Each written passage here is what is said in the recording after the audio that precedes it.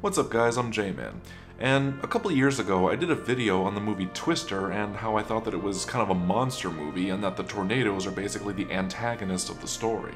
Well, I'd like to expand further upon that and talk about the protagonist this time, Joe's character. I know that a lot of people view this movie as purely a spectacle piece and that's really all it's good for. But I think there's actually more to it than just the tornadoes. It also addresses dealing with past trauma and being grounded to what's most important.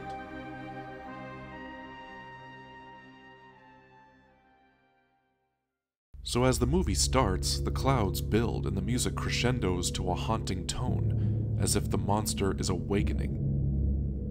When we first meet Jo, she's only 5 years old. She awakens to the sound of the wind outside, which seems to make a deep growling noise.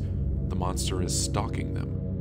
When her dad tries to hold on for dear life, it only leads to his own demise.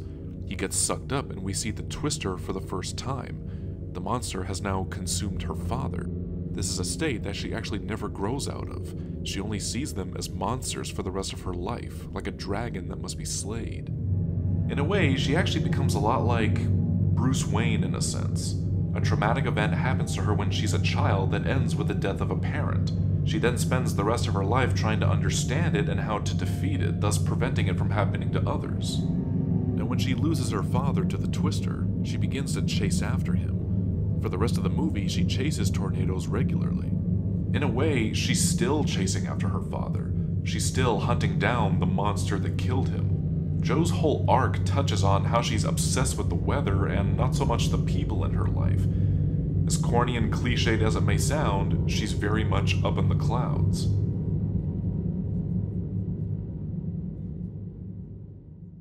We then go straight to present day when she's about to lose another important man in her life, her husband Bill, whom she still loves.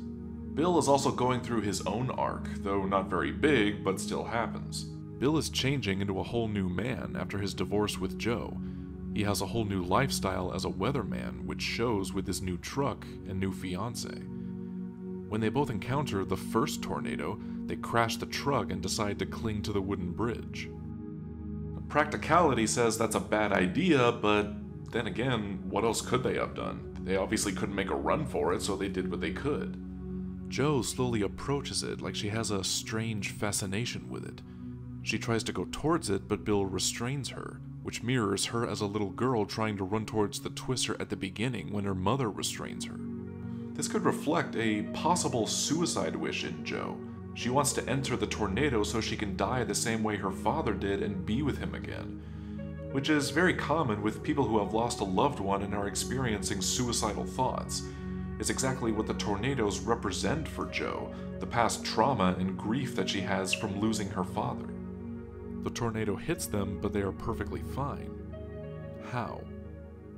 We'll see when we get to the end.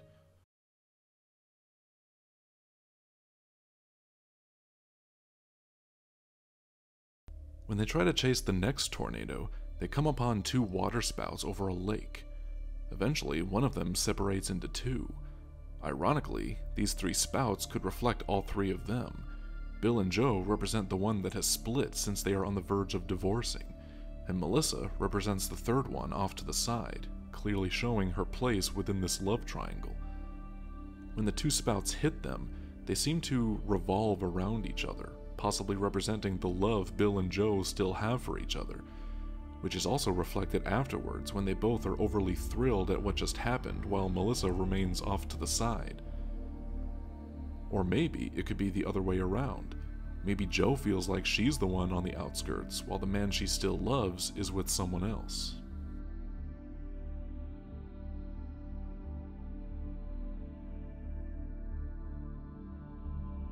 By the time they lose their second Dorothy machine, Jo tries desperately to retrieve all the sensors, much to the protest of Bill. He points out how obsessed she's become, and she explains her own point of view of them. How they chase after you like a killer out to get you. Now, on the surface, this may seem like a childish thought, but in a way, that's the point. She still hasn't grown out of her perception of them as vicious monsters who do nothing but kill, thus her reasons for wanting to understand them so bad and save people. Bill points out her whole arc. how she's still up in the clouds and needs to come down and not lose the one person who is still with her, who still loves her.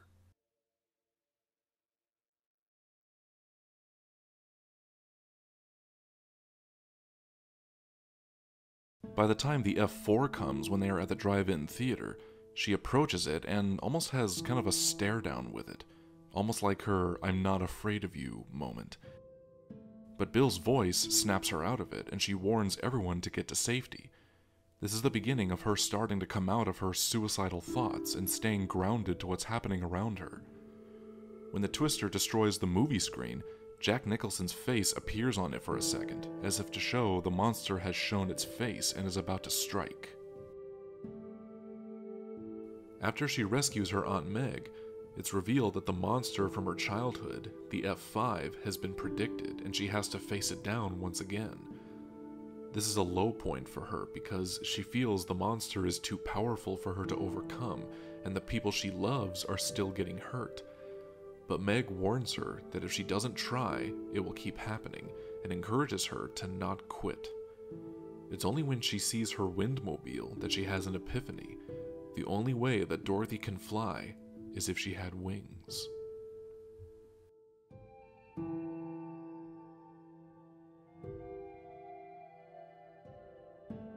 By the time they put out their next Dorothy machine, they realize that it's too light for the Twister to carry it inside the core, so they must anchor it somehow, which comes into play later on. After surviving all the dangerous debris that the Twister throws their way, they make the brave decision of driving straight towards it. The Dorothy machine is properly anchored to the back of Bill's pickup.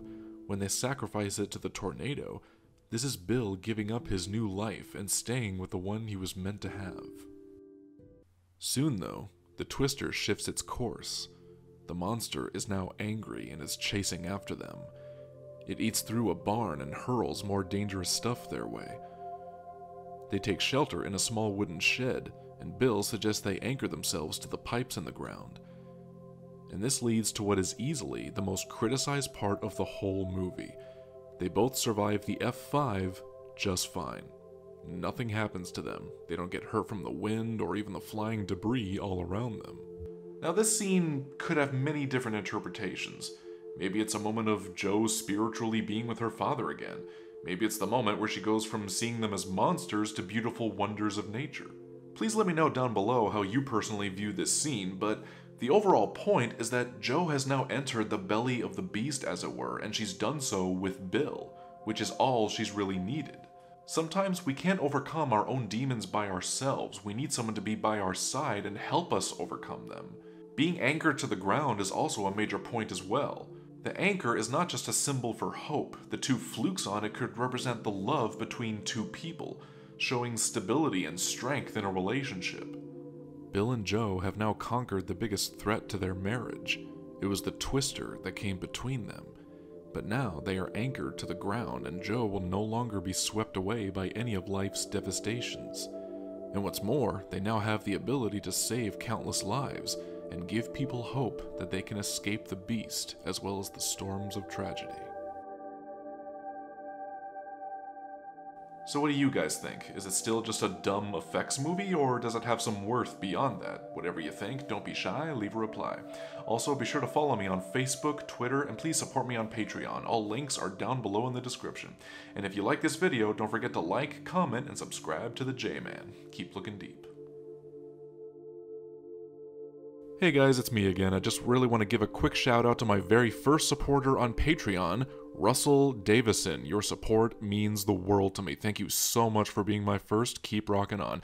If there's anyone else who would like to support me on Patreon, it's only $3 a month. Please do so. It helps me create content more often. You can suggest topics for new videos. I can give your name a quick shout out at the end of a video here, or if you just want to chat. Either way, it's fine with me. Please support me on Patreon, and I will see you guys in the next one. Peace out.